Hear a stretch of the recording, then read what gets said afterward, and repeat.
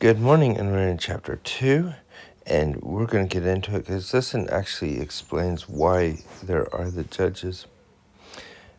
And an angel of the Lord came up from Gilgal to Bochum and said, I made you go out of Egypt and have brought you into a land which I swore unto your fathers, and said, I will never break my covenant with you.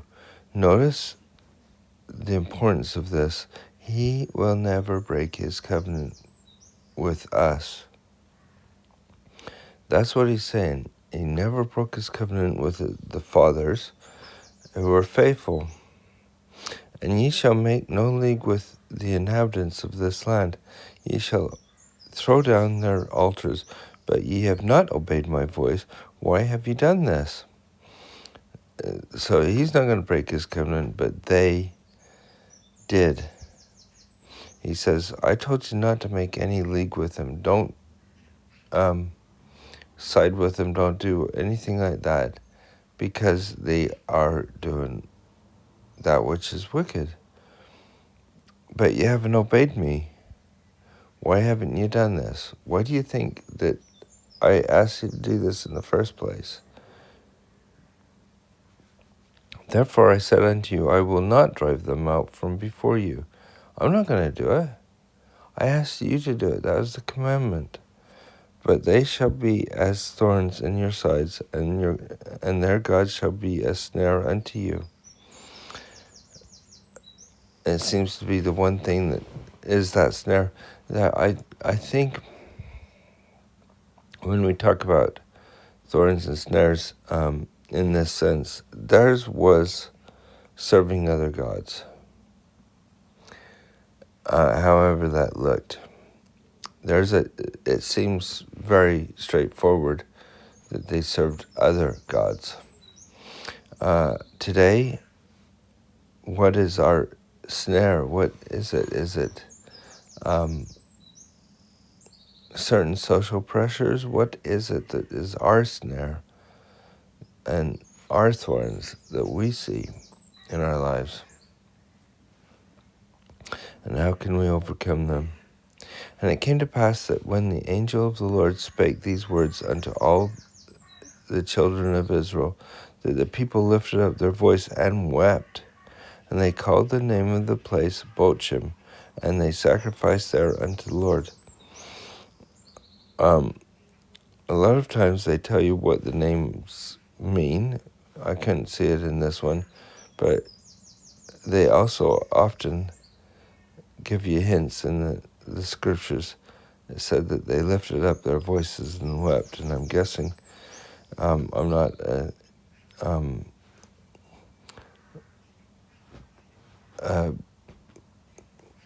expert on Hebrew, so I'm not sure, but I'm guessing it has to do with that.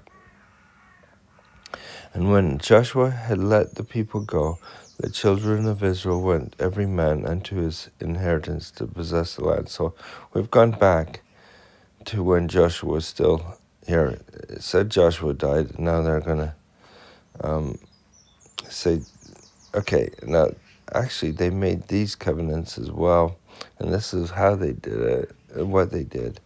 And the people served the Lord all the days of Joshua, and all the days of the elders that outlived Joshua, who had seen the great works of the Lord, and that he did for Israel. So they've gone back.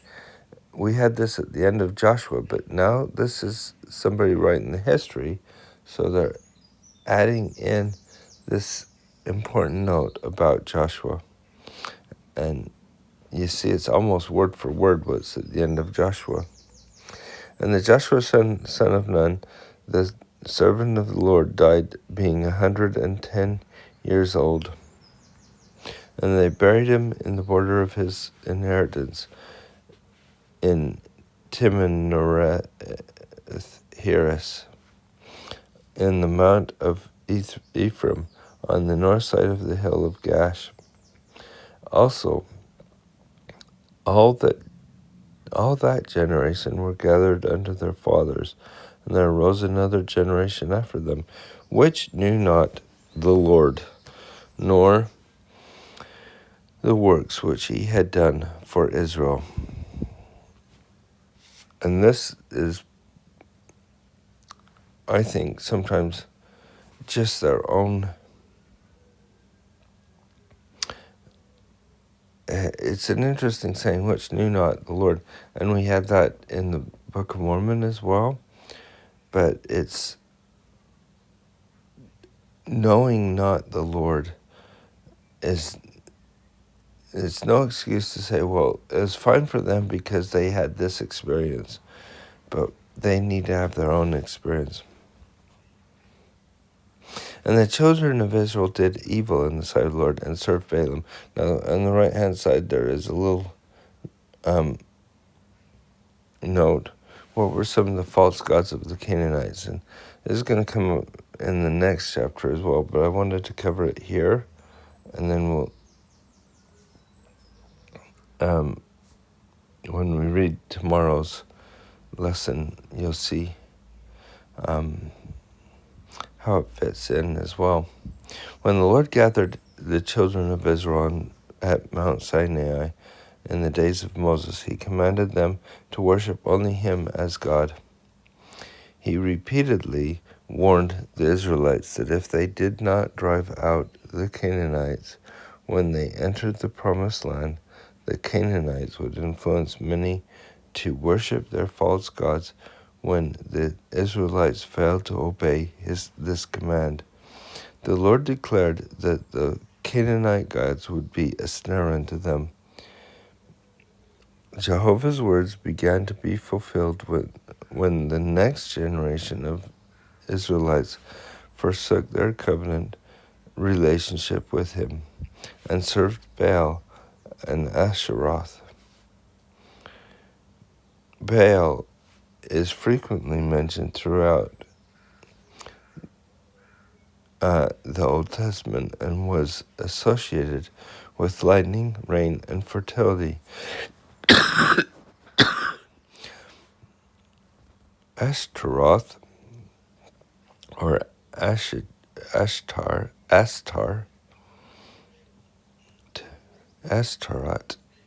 okay. The singular form of Ashtaroth was regarded by the Canaanites as Baal's female counterpart. At times, the term Baal and its plural form, Balaam, and Asheroth are used in the Old Testament to refer more generally to male and female false deities. Other prominent gods in Canaanite culture included El, the chief Canaanite god, and Atirate, more commonly Asherah, rendered as grove in the King James Version. So when you hear grove, when they cut down the groves and things, they're not talking about cutting down a whole forest or something like that. They're talking about this deity, and you'll hear that very much. Considered by the Canaanites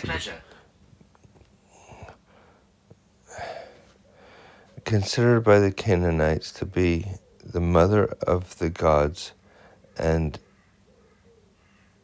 the female companion of El.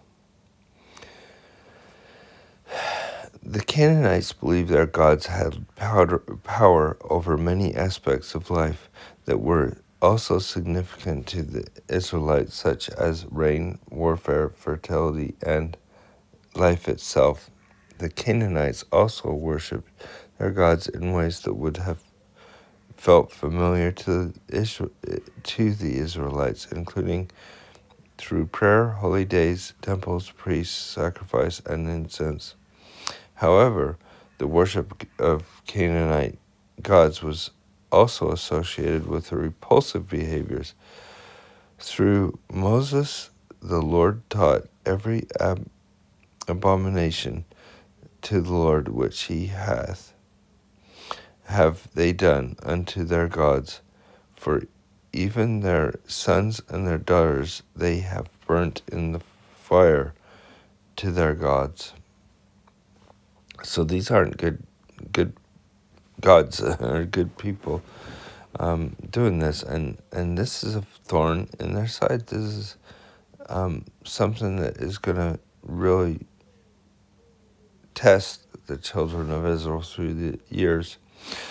And the children of Israel did evil in the sight of the Lord, and served Balaam, and they forsook the Lord their God, the Lord God of their fathers, which brought them out of the land of Egypt, and followed other gods, and the gods of the people that were round about them, and bowed themselves unto them, and provoked the Lord to anger.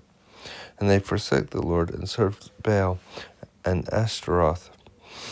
So they're naming them the ones that we just mentioned.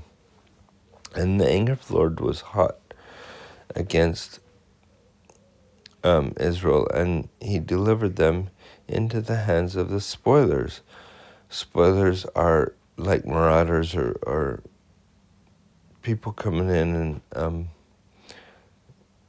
ransacking their places, I guess, is the best way to put it, that spoiled them and sold them into the hands of their enemies and round about, so that they could not any longer stand before their enemies. Whithersoever they went out, the hand of the Lord was against them for evil. I was just thinking about the hands of the spoilers.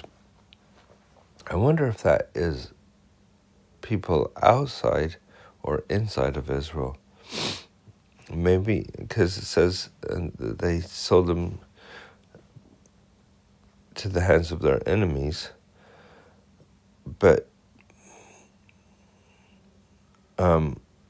maybe it was because they were part of Israel anyway, and they were wicked people in Israel doing this. Whether they went out, the hand of the Lord was against them for evil, as the Lord had said, and as the Lord had sworn unto them, they were greatly distressed. Nevertheless, the Lord raised up judges, which delivered them out of the hand of those that spoiled them. This is where we see that the book of Judges comes in. He raised up judges and delivered them out of the hands of those that spoiled them. That is why he has judges. Now, as we, I was going to read the first thing, but it doesn't matter, because this answers the same question if you read the little heading in chapter 1, is that judges are raised up to help the people and to deliver the people. Now, from what it seems, there was judges throughout Israel. Some of them were judges over one tribe, like the tribe of Judah or something like that. Some were judges even less than that, but there were people raised up to rule the people, and some of it was, very seldom were any of these over all of Israel, except for a few that I think we're going to mention today. Yet they would not hearken unto their judges, but they went a-whoring after other gods, and bowed themselves unto them, and they turned quickly out of the way which the fathers walked in, obeying the commandments, but they did not so. And when the Lord raised them up judges, then the Lord was with the judge. So the judges were raised up by the Lord, and the Lord was with them, and delivered them out of the hands of their enemies all the days of the judge. For it repented the Lord because of their groanings. And they do have a little thing about repented. We talked about it before, and we're just going to look at the footnote in this one because it's the same thing. The Hebrew root means to be sorry, moved with pity, or have compassion. And it says Joseph Smith judges, for the Lord hearkened because of. So he listened to him and felt mercy for them. He didn't have to repent. They just used that word in that way. The Lord, because of the groanings by reason of them that oppressed them and vexed them. So he listened to their groanings like he did the people in Egypt. And then he raised up a judge, and it came to pass that when the judge was dead, they returned and corrupted themselves more than their fathers. It seems like they didn't learn. They would look to a judge. They wouldn't look to God properly. In following other gods and serve them and bow down to them, and they cease not from their own doings, nor from their stubborn way. And And the anger of the Lord was hot against Israel, and he said, because that this people have transgressed my covenant, which I commanded their fathers, and have not hearkened unto my voice, I also will not henceforth drive out any from before them of the nations which Joshua left when he died. In other words, you had your chance, but you didn't trust me enough then. You're not going to trust me as much now either. So I'm going to leave it to you. And through them I may prove Israel, whether they will keep the way of the Lord to walk therein, and their fathers did keep it or not. As their fathers did keep it or not. So are they going to keep their covenants or not? Therefore, the Lord left those nations without driving them out hastily, neither delivered he them into the hand of Joshua. So he's telling them, well, you're going to have to deal with it, and you're going to have your own problems. It's not going to be smooth sailing, but because it's not going to be smooth sailing, you're going to be proved. And when I hear that word, I think of it as not him going, well, I'm not sure if you're going to be faithful, but I'll try to see if you will by throwing these things at you. More like, I know what you're capable of. When you prove a dough, you work the dough and you get it just right, so you get this wonderful fluffy bread and things. That is what he's doing with Israel. That's what I think. And so they are going to have this, and this is basically what the rest of Judges is about. And so we've got a good encapsulation in this one chapter of what Judges will be like. And we're already seeing that the history's going by a little bit faster from Joshua to the people, the generation after Joshua. And we'll see you next time.